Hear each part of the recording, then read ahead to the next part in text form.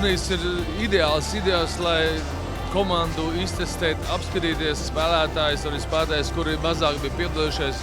Bet es uzskatu, ka ļoti svarīgi ir datu testēšana, kas mums izdevība tagad ir. Un tā ir, es uzskatu, galīgā nepieciešamība. Tas vienkārši iet jau tagad situācija neiespējama, neaizstājama sastāvdaļa, kurš treneriem ir vajadzīga.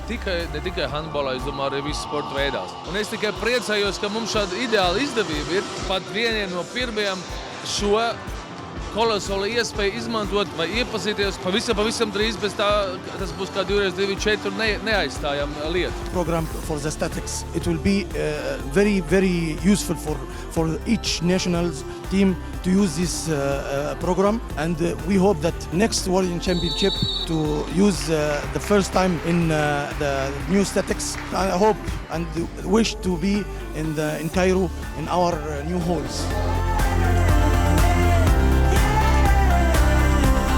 С каждым годом растет напряженность матчей. Сейчас важно, чтобы быть наверху, не отстать, поэтому нужно все новейшее внедрять и как можно быстрее. Тогда можно продержаться в спорте немножко на другом уровне.